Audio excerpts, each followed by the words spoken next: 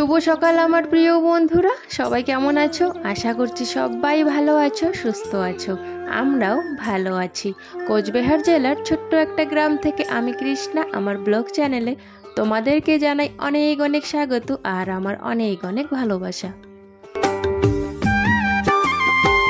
সকালবেলা উঠে আগে আমাদের যে বাইরের গেটটা আছে সেটার তালাটা খুলে দিলাম, কারণ অনেক সময় এরকম হয় যখন আমি কাজ করি তো ওইদিকে তো দেরি হয়ে যায়, যদি বাইরে কেউ আসে তাহলে ডাকতেই থাকে, মানে পরে গিয়ে আর কি গেটটা খুলতে হয়। তার জন্য আমি ঘুম থেকে উঠে আগেই গেটটা খুলি, তারপরে বাকি কাজগুলো করা শুরু করে দিই। আর এখানে জানি না ঘরটা ঝাড় দেওয়ার সময় কেন জানি ওই মোবাইলের সামনে এগুলো জানি কি উঠছে, তবে ওখানে কিন্তু কিচ্ছু ছিল না। আর এখানে যখন আমি এডিট করছিলাম তখন দেখি এই ক্যামেরার সামনে কিছু জানি আর কি উঠছে। তো যাই হোক, আমি বারান্দা আর ঘর ঝাড় দিয়ে দিয়েছি আর এখন হাঁসেদেরকে বের করে দিচ্ছি। আর হাঁসের যখন গেটটা খুললাম তখন ওরা বের হচ্ছিল না, অনেকক্ষণ পর গিয়ে ওরা বের হয়েছে। তো যাই হোক, আমি এখন উঠোনটা ঝাড় দিয়ে দিয়েছি। উঠোনটা ঝাড় দেওয়ার পর চলে আসলাম রান্নাঘরে। আমাদের শোয়ার ঘরে যা বাসন ছিল আমি সমস্ত বাসন বের করে নিয়েছি কলে পারে, আর এখন রান্নাঘরেও দেখি কিছু বাসন আছে, তো সেইগুলো বের করে নিয়ে কলে পারে রেখে দিলাম। আর এখন আমি রান্নাঘরটা ঝাড় দিয়ে দিচ্ছি। আর এখানে দেখো অনেক আম পড়ে আছে, তবে দুদিন ধরে রোদ হচ্ছে না, সেই জন্য আমগুলোর আর গতি করা হচ্ছে না। তা না হলে আমগুলো আমি কিন্তু শুকাতে আর কি চালে দিতাম কেটে কেটে। তো যাই হোক, যেহেতু রোদ উঠছে না এখন আর ওই কাজটা করব না, না হলে আমগুলো এমনিতেই নষ্ট হয়ে যাবে, মানে ছাতা ধরে ওরকম আর কি হয়ে যাবে। তো যাই হোক, ওইদিকে দেখো রান্নাঘরটাও আমি কিন্তু ঝাড় দিয়ে দিয়েছি। আর এখন রান্নাঘরে বারান্দাটা ঝাড় দিয়ে নোংরাগুলো বাইরে গিয়ে ফেলে আসবো।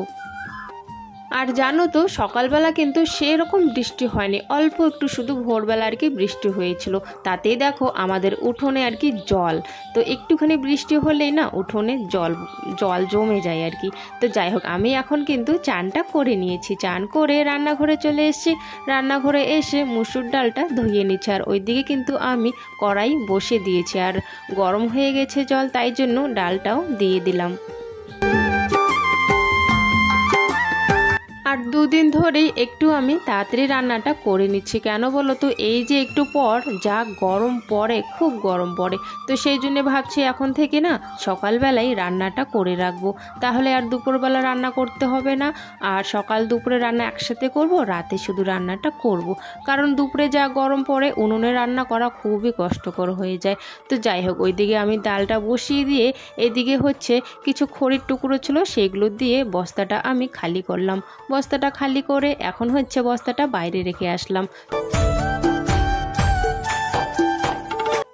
আর বন্ধুরা, তোমাদের কাছে অনুরোধ রইল সম্পূর্ণ ভিডিওটা দেখার জন্য, স্কিপ না করে। আর এখানে দেখো আমি চাল নিয়ে নিয়েছি, চালগুলো এখন পরিষ্কার করে নিচ্ছি। যেহেতু চালগুলো আমার ঝাড়া নেই, তো একটু একটু করে নেই প্রত্যেক দিন, এইভাবে আর কি ঝাড়ি চালগুলো, তারপর রান্না করি। আর এদিকে প্রীতির বান্ধবীর সাথে নাকি ও আম মাখা খাবে, সেই জন্য আর কি আম নিতে চলে এসছে। তো আমি বললাম বেশি করে একটু নিয়ে যা, তবে দেখো আবার চলে আসলো রিটার্ন আরও দু একটা নেওয়ার জন্য। প্রথমে ভেবেছিল আমি হয়তো বকা দেবো, সেই জন্য দুটো আম নিয়ে যাচ্ছিল।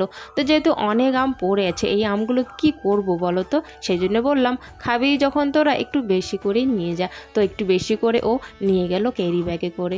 এখন দেখো আমার ভাতটাও কিন্তু হয়ে গেছে, ভাতের মারটা আমি এখন বের করে নেব। আর হ্যাঁ বন্ধুরা, তোমরা কে কোথার থেকে দেখছো অবশ্যই কমেন্টে জানাবে, তাহলে আমি জানতে পারবো আমার বন্ধুরা কত দূর দূরান্তর থেকে আমার ভিডিওগুলো দেখে। এই চালের ভাতগুলো অতটাও কিন্তু খারাপ না খেতে, তবে কি বলো তো, একটাই সমস্যা, গরমের দিন রান্না করলে ওই যে আমি যে দুপুরবেলা রান্না করি, যদি একটু তাড়াতাড়ি রান্না করি রাতে ভাতগুলো নষ্ট হয়ে যায়, মানে বেশিক্ষণ থাকে না, এটাই একটা সমস্যা। তাছাড়া এমনি কিন্তু ভাতটা আর কি ভালোই লাগে খেতে। তো যাই হোক, এদিকে আমি কিছু কাপড় জামা ভিজিয়ে রেখেছিলাম, তো সেই কাপড় জামাগুলো ধোয়ার জন্য এখন কলে পারে চলে এসেছি। আর মেয়ে হচ্ছে জল নিয়ে গেল, ও না এখন ঠাকুর দেবে, সেই জন্য গামলাতে করে জলটা নিয়ে গেল আর কি। এখনও তবে চান করে নেই, ওই যে বাইরের যে কাজগুলো থাকে সেই কাজগুলো এখন আর কি করছে, ল্যাপা মোছা করছে আর কি, তারপর চান করে ঠাকুরটা দেবে। আর আমি এদিকে কাপড় জামাগুলো ধুয়ে নিচ্ছি। আর এই প্রীতির একটাই সমস্যা কি জানো তো, মানে খুব জ্বালাতন করে। যদি কেউ কলে পারে আসে ওর চান করার সময় বা ওর কোনো কিছু করার সময় যখন হয়, কলে পারে যদি কেউ আসে না, ও খুব জ্বালাতন করে। মানে তোমার কাজ বাদ দিয়ে তুমি এখান থেকে সরো আর ও হচ্ছে ওর কাজটা আগে করবে, মানে এরকম একটা ব্যাপার। তখন আমি ওকে বুঝাই, দেখ আগে যে কলে পারে এসছে তো তার কাজটা আগে হতে দে, তারপরে তুই তোর কাজটা করবি। তো ও কিচ্ছুতেও বোঝে না, ও যেরকম সেই রকমই মানে এখনও অবধি আছে। অনেক দিন ধরে বোঝাচ্ছি তাও কিচ্ছু ওর মধ্যে ফরক পড়ছে না। তো যাই হোক, ওইদিকে ওকে আমি কলেপারটা তাড়াতাড়ি করে খালি করে দিলাম। এখন হচ্ছে ওইদিকে চান করছে আর আমি এদিকে হচ্ছে উঠোনেই কিন্তু জামা কাপড়গুলো মেলে দিচ্ছি। কারণ হচ্ছে বাইরে শুকাবে কি না জানি না আমি, কারণ হচ্ছে সেরকম রোদ নেই, তো ওই জন্যে আমি উঠোনেই আর কি জামা কাপড়গুলো মেলে দিলাম। তো জামা কাপড়গুলো হচ্ছে দিয়ে দিয়েছি, আর রোদ সেরকম নেই, তবে জানি না শুকাবে কি না, বাইরেও সেরকম রোদ নেই, সেজন্য এখানে দিয়ে দিলাম। আর বাসন আছে কলে পারে, এখনও বাসন মাজেনি। তবে হ্যাঁ খিদে পেয়ে গেছে, এখন হচ্ছে খাওয়া দাওয়া হবে, তাই জন্য রান্নাঘরে যাচ্ছি। রান্নাঘর থেকে সমস্ত যা আছে আর কি তরকারিপাতি থালা বাসন সব ওই ঘরে নিয়ে যেতে হবে, তারপরে হচ্ছে ওইখানেই খাওয়া দাওয়া হবে। তো চলো, তোমরা ভিডিওটাকে স্কিপ করো না, সম্পূর্ণ ভিডিওটা দেখো, আশা করছি তোমাদের অনেক ভালো লাগবে। আর গরমের দিন আসলে এই যে একটা সমস্যা, খাওয়া দাওয়ার সময় সব কিছু আমাকে ওই ঘরে নিয়ে যেতে হয়, আবার খাওয়া দাওয়া যখন হয়ে যায় তখন আবার সব কিছু এই ঘরে নিয়ে আসতে হয়। গরমের সময় এটা একটা আমার খুবই আর কি জ্বালাতন বলতে পারো আর কি। তো যাই হোক, আমি এগুলোকে নিয়ে যাচ্ছি, কারণ রান্নাঘরে তো খাওয়াই যাবে না, প্রচণ্ড গরম, সেই জন্য। তো আমরা ওই ঘরে যেহেতু ফ্যান আছে ওই ঘরেই খাওয়া দাওয়া করি, তো এক এক করে আমি কিন্তু সব কিছু ওই ঘরে নিয়ে যাচ্ছি।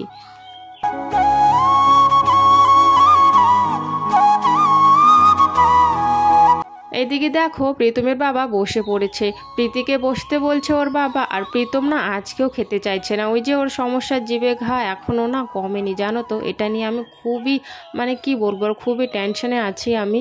দেখি কালকে হচ্ছে আমি যেতে পারি ডাক্তারের ওখানে আর কি। এই কয়েকদিন কিন্তু ডাক্তারের দেখিয়ে কিন্তু ওষুধ খাওয়ানো হয়েছে, তবে এক ফোঁটাও কমছে না। খুবই মানে কষ্টকর ব্যাপার আমার ছেলের আর কি। তো যাই হোক, খাওয়া দাওয়া হয়ে গেছে, অল্প একটু ভাত দিয়েছি, সেই ভাতগুলো কিন্তু ও ঠিক করে খায়নি। তো এখন হচ্ছে আমি না একটু চুলটা আছড়ে নিচ্ছি, কারণ হচ্ছে সকাল থেকে আমি চুলটা আছড়ে নিই, একদম জট হয়ে আছে চুলগুলো।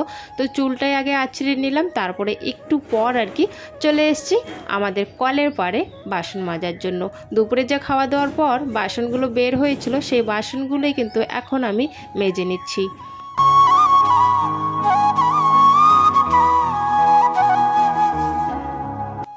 আর এই যে আমাদের কলটা একটু পর পর হচ্ছে জলটা নিচে নেমে যায়, জলটা শুকিয়ে যায়, একদমই জল বের হয় না। তো বালতিতে করে আমরা সব সময় জল ভরে রাখি, একটু পরপর যেহেতু শুকিয়ে যায়, তো একটু পরপর এইভাবেই জল দিতে হয় আর জলটা তুলতে হয়। তারপরে হচ্ছে জল তুলে দেখো আমি বাসনগুলো ধোয়া শুরু করে দিয়েছি।